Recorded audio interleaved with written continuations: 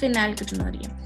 इसमें क्या क्या याद रखना है, एक एंजाइम एब्सेंट है जिसकी वजह से जो फिनाइल एलेनिन है जिसने टायरोसिन में बदलना था वो नहीं बदल जाता, जिसकी वजह से बॉडी में क्या इकट्ठा हो जाता है, फिनाइल एलेनिन। ठीक है, और फिर वो फिनाइल एलेनिन बॉडी में पायरुविक एसिड बना देता है, तो जिसकी वजह से मेंटल रिटार्डेशन आती है। तो तुम्हें डायरेक्ट सिम्टम्स भी दे सकते हैं, उसके बेस पे डिजीज आइडेंटिफाई करने में भी आ सकते हैं। ठीक है, और ये जो पायरुविक एसिड है फिर वो यूरिन के थ्रू एक्सक्रीट हो जाता है। तो वो जो एंजाइम होता है वो होता है फिनाइल एलेनिन हाइड्रोक्सिलेज, जिसकी एब्सेंस की वजह से फिनाइल एलेनिन कन्वर्ट नहीं होता है into tyrosine. So tyrosine related question भी आ सकता है, फिनाइल पायरुविक एसिड रिलेटेड भी क्वेश्चन आ सकता है। So you have to learn it, is important. Then next question is thalassemia. Thalassemia भी autosomal linked recessive blood disease है। अब हमने पीछे पढ़ा था कि सिकल सेल एनीमिया में अल्फा और बीटा के बारे में। ठीक है, तो जो अल्फा बीटा को रेगुलेट करने के लिए जो क्रोमोसोम्स हैं वो डिफरेंट है। बीटा को रेगुलेट करने के लिए there is a chromosome number 11, whereas alpha को रेगुलेट करने के लिए देयर इज क्रोमोसोम 6। तो थैलेसीमिया में क्या होता है कि वो भी same condition autosomal linked recessive है कि दोनों हेमोग्लोबिन में डिफेक्टेड जीन होना चाहिए तभी हो सकता है, और डिफेक्ट अगर क्रोमोसोम 16 में है तो उसे हम कहते हैं अल्फा थैलेसीमिया। अगर डिफेक्ट क्रोमोसोम 11 में है तो उसे हम कहते हैं बीटा थैलेसीमिया। तो ये चीज भी याद रखना है, इससे हमें ये भी याद रहता है कि जो beta defect sickle cell anaemia में था तो वो क्रोमोसोम 11 की वजह से, क्योंकि क्रोमोसोम 11 में जो जीन है वो कंट्रोल करते हैं बीटा सब यूनिट। ठीक है, सिकल सेल डिजीज में सिकल शेप के हेमोग्लोबिन बन रहे थे, इसमें क्या हो रहा है कि अब नॉर्मल हेमोग्लोबिन मॉलिक्यूल बन रहे हैं जिसकी वजह से अनीमिया। ठीक है, हेमोग्लोबिन मॉलिक्यूल कम बन रहे हैं, उसमें सिकल शेप बन रहे थे। So this is identify the wrong statement, इसको भी ध्यान से पढ़ना पड़ेगा सारे। जीन आई हैज 3 एलील, बिल्कुल ब्लड ग्रुप मल्टीपल एलील का केस है, उसके 3 एलील होते हैं, that is IA, IB and small I, जिसमें IA डोमिनेंट अपेयर करता है, IB डोमिनेंट रहता है और स्मॉल आई रिसेसिव रहता है। वो कोई प्रोटीन नहीं बनाता है, A भी प्रोटीन बनाता है, B भी प्रोटीन बनाता है। A person will have only 2 of the 3 allele, एक पर्सन के पास सिर्फ 2 होगा, and that is quite obvious ना। एक पर्सन के पास जब क्रोमोसोम आते हैं तो एक तो आता है मैटरनल से, एक आता है पैटर्नल से, तो तीसरा एलील आने का तो कोई से चांस है ही नहीं, तो एक पर्सन के पास सिर्फ 2 एलील होंगे। तीसरा point, when IA and IB are present together they express the same type of sugar.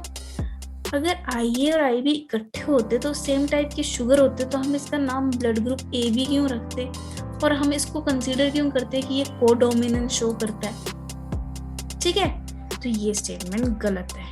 And fourth is allele I does not produce any sugar, बिल्कुल ये नहीं कोई प्रोड्यूस करता, तभी तो जब IA और I होता है तो ब्लड ग्रुप क्या होता है, A, और जब IB और स्मॉल I होता है तो ब्लड ग्रुप क्या होता है, B। तो मतलब IA ही प्रोड्यूस कर रहा है ना शुगर, तभी तो A दिख रहा है फिनोटाइप, IB ही शुगर प्रोड्यूस कर रहा है, और जब I होता है दोनों तो प्रोड्यूस होता है ब्लड ग्रुप O।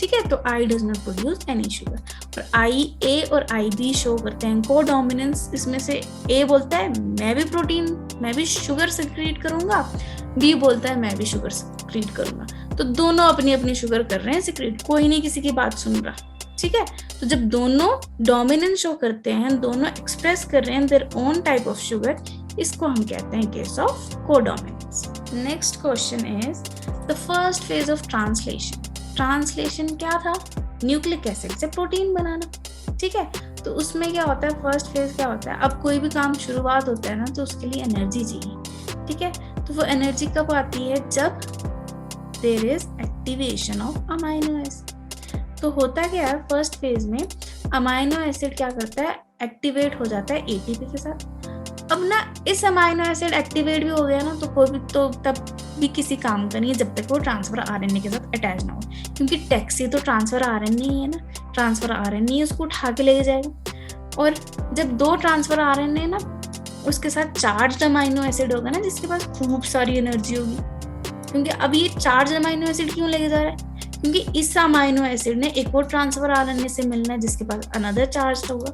तो जो चार्ज एनर्जी होगी, यही एनर्जी तो यूज होगी पेप्टाइड बॉन्ड के लिए, ठीक है। तो फर्स्ट फेज में क्या होता है, चार्जिंग ऑफ ट्रांसफर आरएनए, और उसमें क्या होता है कि एक्टिवेटेड मतलब ऐसा अमाइनो एसिड जिसमें एटीपी अटैच होता है, वो लिंक कर जाता है ट्रांसफर आरएनए के साथ, उसे हम कहते हैं चार्जिंग, और इसी का अदर नेम है amino acylation of transfer RNA. तो सारे क्वेश्चन डायरेक्ट ही आते हैं, बस सारी लाइंस के कंसेप्ट याद होने चाहिए। नेक्स्ट क्वेश्चन इज, मिलर ने एक एक्सपेरिमेंट किया था, उसमें क्या क्या प्रेजेंट थे। अब ये क्वेश्चन में सिर्फ माइन्यूट से डिफरेंट है, ठीक है। अब तुम बताओ, मीथेन गैस थी कि मिथाइल मीथेन थी, तो ये क्वेश्चन तो ये वाला गया। अब टेम्परेचर 800 था कि 600 था, उसके लिए चेक करो एनसीईआरटी में डायरेक्ट 800 टेम्परेचर दिया हो, so the answer was first option, ठीक है। Let's go to the next question.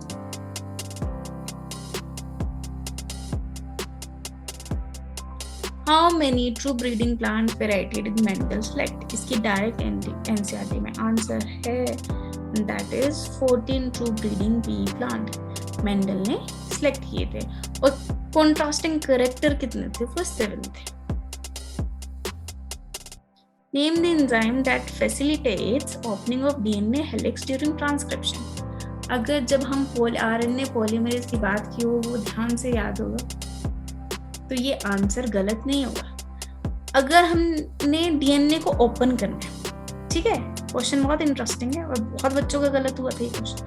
DNA को ओपन करना है तो हम उसके लिए हेलिकेज यूज करते हैं अगर रेप्लिकेशन की बात है, पर इसमें तो रेप्लिकेशन की बात नहीं है। जो जल्दबाजी करेगा ना, तो ऐसे पढ़ेगा, अच्छा डीएनए को ओपन करना, हेलिकेज टिक करेगा, वो जाएगा नेगेटिव। और जो ध्यान से रीड करेगा ड्यूरिंग ट्रांसक्रिप्शन, तो उसे याद आएगा कि नहीं, ट्रांसक्रिप्शन के टाइम तो सिर्फ पॉलीमरेज ने संभाला था काम, ठीक है। अब वो डीएनए पॉलीमरेज था कि आरएनए पॉलीमरेज? वो था डीएनए डिपेंडेंट आरएनए पॉलीमरेज। है वो आरएनए पॉलीमरेज ही, बट वो काम डीएनए के ऊपर कर रहा है ना, तो वो DNA dependent RNA polymerase. So let's see the next question. Flippers of penguins and dolphin. First of all, this is also a very important question.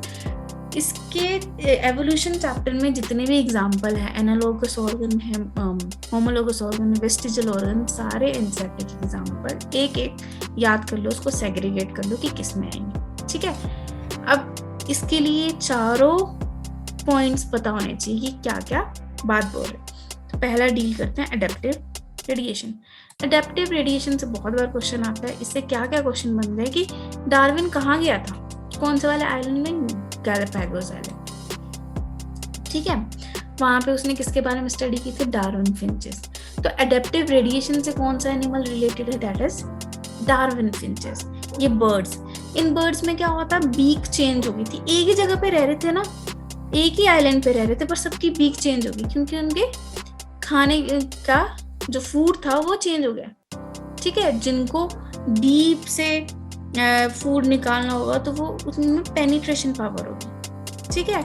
जिनको हार्ड नट क्रैक करने होंगे तो उनकी बीक थिक सी होगी, बोल्ड सी होगी। तो ये जो डिफरेंट बीक होगी एक ही आइलैंड में, उसे हमने बोला एडेप्टिव रेडिएशन। तो इसमें डार्विन फिंचेस ये बहुत बार पूछा जाता है, ठीक है। और इसके अलावा एक और एनिमल्स जो है वो ऑस्ट्रेलियन मार्सुपियल का एग्जाम्पल दिया हुआ है, तो ये दोनों क्या देखना। फिर नेक्स्ट आता है हमारे पास होमोलोगस ऑर्गन, एनालोगस ऑर्गन। एक चीज याद रखना, एसी तो सब यूज करते हैं, ठीक है।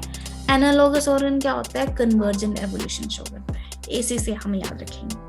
अब कंसेप्ट क्या है एनालोगस का, एनालोगस बोलता है और कन्वर्जेंट एवोल्यूशन। एनालोगस बोलता है कि यार शक्ल जो मर्जी हो, मुझे नहीं पता, शक्ल जो मर्जी हो, ठीक है, मेरे को नहीं कोई मतलब, बट काम सबका सेम होना चाहिए, ठीक है।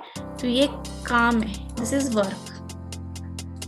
तो वर्क के लिए सब कन्वर्ज कर दी, तो ये क्या एनालोगस ऑर्गन है कि शक्ल डिफरेंट हो सकती है, बेसिक स्ट्रक्चर डिफरेंट हो सकता है, बट काम सबका सेम है। उसे कहते हैं एनालोगस ऑर्गन और इसे ही कहते हैं कन्वर्जेंट एवोल्यूशन। अब कन्वर्जेंट एवोल्यूशन में कौन कौन से एग्जाम्पल दिए, ऑक्टोपस की आई और मैमल्स की आई, दोनों की आई अलग अलग है पर काम तो देखने का कर रहे हैं ना, पेंगुइन्स के, फ्लिपर्स एंड डॉल्फिन्स के, ठीक है। और उसके अलावा और भी एग्जाम्पल है जैसे कि root modification and stem modification in sweet potato, ठीक है। तो अब दोनों है तो मॉडिफिकेशन बट फूड स्टोरेज कर रही है, तो ऐसा जो एग्जाम्पल है वो आता है एनालॉगस।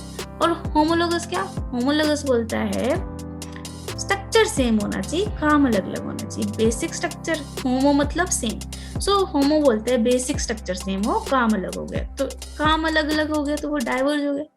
होमोलॉगस में एग्जाम्पल आ जाते हैं 4 limbs ऑफ डिफरेंट एनिमल्स, जैसे कि वेल्स, बैट, चीता, ठीक है। इनके पैटर्न 4 limbs का सेम होगा, उसमें से सेम वो प्रेजेंट होगी, ह्यूमरस, रेडियस, उल्ना, बट काम सबका डिफरेंट है ना। बैट्स ने उड़ना होता है, वेल ने स्विम करना होता है, चीते ने रन करना होता है। तो अब स्ट्रक्चर, बेसिक स्ट्रक्चर तो सेम था बट काम डिफरेंट डिफरेंट आया, दैट इज होमोलॉगस ऑर्गन। तो इसके एग्जांपल्स भी याद करने पड़ेंगे, जैसे कि वर्टिब्रेट्स, हार्ट्स और ब्रेन, ठीक है। प्लांट्स में थोन, टेंड्रिल, तो ये रिवाइज कर लेना before exam. Next question is, अब उसी टॉपिक से एक अलग तरीके का क्वेश्चन आ गया। सो टॉपिक सेम रहेंगे, क्वेश्चन बदल जाएगा। तो अगर वो कोई टॉपिक अच्छे से समझ लिया तो ये कर लेंगे आंसर आराम से। एडेप्टिव रेडिएशन, एडेप्टिव रेडिएशन के बारे में हमने क्या पढ़ा था, अभी बताया था, डार्विन फिंचेस पढ़ के आए थे, ठीक है। कन्वर्जेंट एवोल्यूशन, कन्वर्जन के बारे में बताया था। AC, analogous organ, analogous organ मतलब कि कन्वर्ज कर रहा है तो मतलब फंक्शन सेम है, स्ट्रक्चर अलग अलग हो सकता है।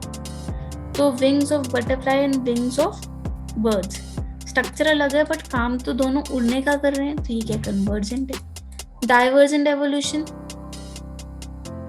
Bones and 4 limbs of man and well, ठीक है। ह्यूमरस, रेडियस, उल्ना सेम होता है बट काम डिफरेंट डिफरेंट है। एवोल्यूशन बाय एंथ्रोपोजेनिक, एंथ्रोपोजेनिक मतलब मैन की एक्टिविटी।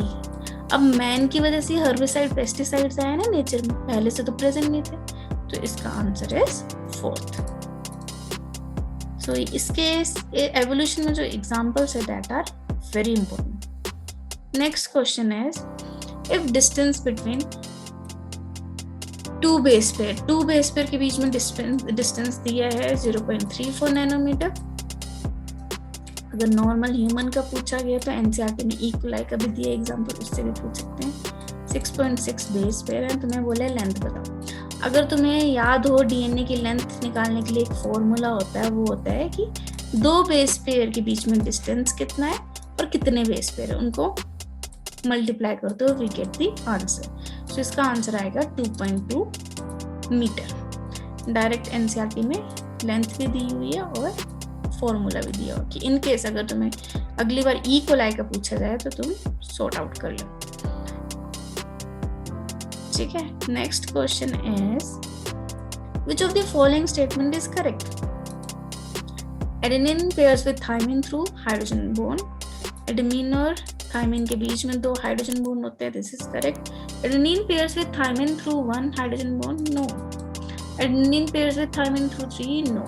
साइटोसिन और ग्वानिन के बीच में, साइटोसिन एंड ग्वानिन के बीच में 3 होते हैं और adenine does not pair with thymine, adenine और थायमिन के बीच में 2।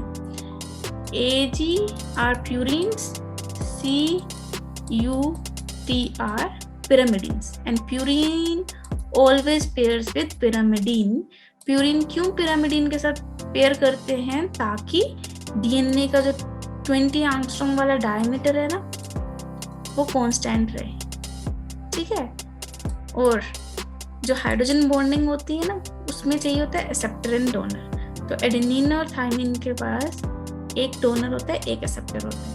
और in case of guanine and cytosine के पास, उनके पास 3 बॉन्ड बनाने के लिए 2 एक्सेप्टर और एक डोनर चाहिए होता है। Identify the basic amino acid, ये हमने पिछली बार भी किया था, इसका आंसर कमेंट बॉक्स में दे देना। और एक ट्रिक बताई थी इसको याद करने के लिए, basic amino acid is urge to lie. So answer will be there in comment box. And इसका डायरेक्ट एनसीईआरटी में भी स्ट्रेट लाइन दी हुई है. इसके अलावा इस टॉपिक से और क्वेश्चन पूछे जा सकते हैं, एंड दैट इज जो हमारा नेगेटिवली चार्ज डीएनए है, नेगेटिवली चार्ज फॉस्फेट की वजह से उसको बैलेंस करने के लिए पॉजिटिवली चार्ज प्रोटीन्स आते हैं. ठीक है, अब इसको पैकिंग करनी है. डीएनए 2 मीटर का, 2.2 मीटर का, उसको न्यूक्लियस के अंदर डालना है. ठीक है, तो इसलिए वो अरेंज. और हिस्टोन ऑप्टोमर कितने मॉलिक्यूल का होता है? ऑप्टोमर मतलब 8 मॉलिक्यूल्स का. एंड जब ये नेगेटिवली चार्ज डीएनए रैप करता है around positively charge histone protein, तो उसे हम कहते हैं न्यूक्लियोसोम. डायरेक्ट डेफिनेशन आ सकती है कि न्यूक्लियोसोम क्या होता है.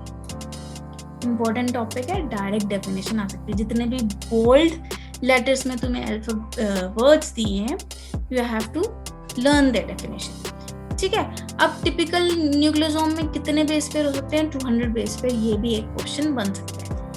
क्रोमैटिन क्या होता है? Nucleosome constitute the repeating unit of a structure in a nucleus. ठीक है, तो अब यही न्यूक्लियोसोम रिपीट कर करके क्या बना देता है? क्रोमैटिन. ठीक है, अब वही क्रोमैटिन जब कंडेंस कर जाता है वो क्या बन जाता है? क्रोमोसोम. क्योंकि ये ना ऐसे थ्रेड लाइक स्ट्रक्चर है. अगर अब मैं तुम्हें बोल दूं कि ये थ्रेड दे दिया मैंने, तुम उनको ना अरेंज करो तो तुम्हें डिफिकल्टी होगी. इंस्टेड में अगर तुम्हें ऐसे वुलन बॉल दे दूं, बॉल को सेग्रीगेट करना is easy as compare to ऐसे वुलन बॉल के थ्रेड्स को मैं ऐसे मिक्स करके टैंगल करके दे दूं. ठीक है, तो इसलिए बिफोर न्यूक्लियर डिवीजन में क्रोमोसोम अलग होने हैं ना, डीएनए अलग होना है, तो अलग होने से पहले ही वो क्या कर जाते हैं? बॉल बना देते हैं. वो क्या कर जाते हैं? कंडेंस कर जाते हैं. वो थ्रेड्स कंडेंस हो जाती है, बॉल बन जाती है, ताकि वो इजीली सेपरेट हो जाए. तो इसका बहुत अच्छा स्ट्रक्चर ये है. This is our DNA. DNA को पैक करना है न्यूक्लियस के अंदर. इसमें ये स्टेटमेंट भी दी होगी, stone is wrapped around DNA. ये हमेशा याद रखना, डीएनए जो नेगेटिवली चार्ज है वो हिस्टोन के अराउंड रैप्ड है. ठीक है, ये स्टेटमेंट भी दी हो सकती है कि histone is wrapped around DNA.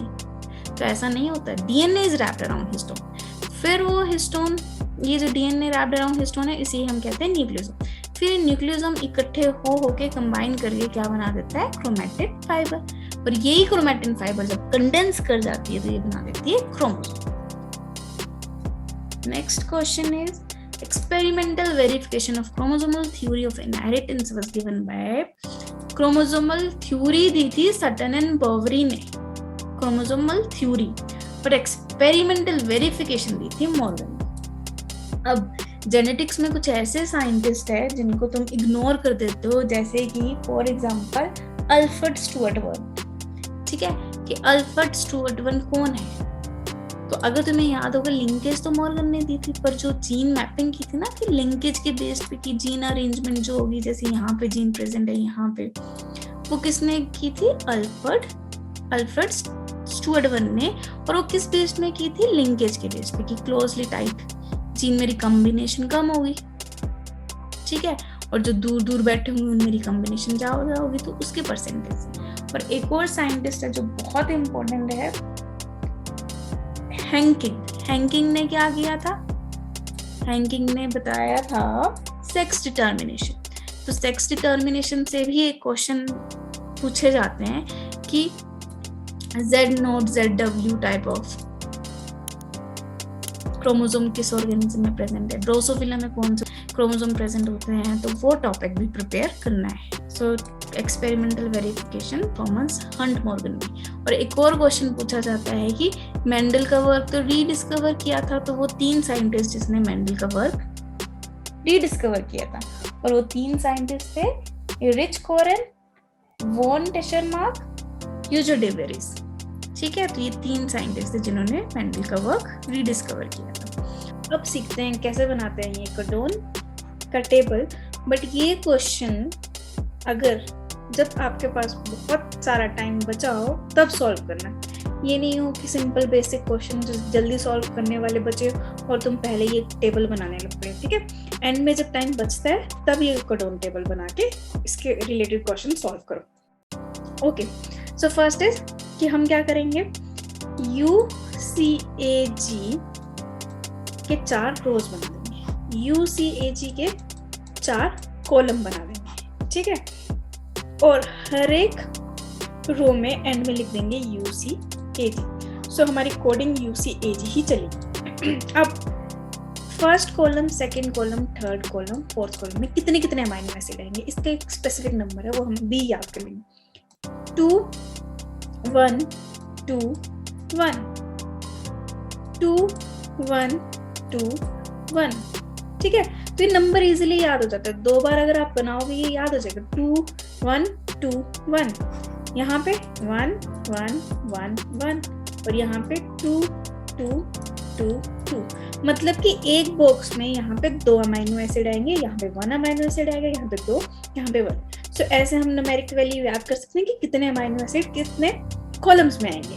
अब कैसे हम याद करेंगे, मेमोराइज करेंगे कि किस अमाइनो एसिड में हम किस बॉक्स में, अब हम मेमोराइज करेंगे कि किस बॉक्स में कौन सा अमाइनो एसिड आएगा।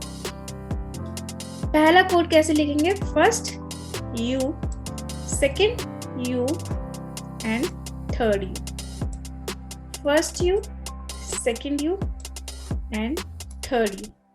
तो फर्स्ट और सेकेंड जो होगा वो लेफ्ट एंड ऊपर से देखना है, और थर्ड जो हमने UCAG, ठीक है। तो ऐसे हम जैसे फर्स्ट यहाँ पे C है, सेकेंड ऊपर से U और थर्ड क्या होगा U। 2-3 बार अगर आप प्रैक्टिस करोगे आपको ये टेबल ब्रेन में ऐड हो जाएगा। ऐसे हमने अमीनो एसिड लिखना शुरू कर दिया। अब कौन कौन से अमीनो, फिर leucine, so you can write these mnemonics in your NCERT या रफ नोट। फिर leucine, leucine, isoleucine, met, valine, ठीक है। फिर leucine, leucine, isoleucine, met, valine, done. Next sir pro, sir जो है वो प्रो है, देयर वहां क्या है Aladdin, sir pro there Aladdin, sir pro है देयर है Aladdin. Then comes third, third हमने कैसे याद करना है, ट्राई, टायर को हम ट्राई कर सकते हैं, ट्राई टू स्टॉप, ठीक है। तो 2 कोडोन यहाँ पे स्टॉप के, try to stop his gun, glutamics को हम गन की तरह याद करेंगे, try to stop his gun as no lies as पर glutamic acid, ठीक है। try to stop his gun as no lies as per glutamic acid, ठीक है। and fourth mnemonic है sis, ये हमारी सिस्टर होगी, sis stop रोको, stop trip to अर्जेंटीना, ठीक है। sis stop trip to Argentina, sir जो अर्जेंटीना वाले सर है वो सर अर्जेंटीना ग्लैड, ठीक है। ऐसे निमोनिक से तुम ये मेमोराइज कर सकते हो। तो फिर से करते हैं, फिर leucine, leucine, isoleucine, met, valine, sir pro there Aladdin, ठीक है।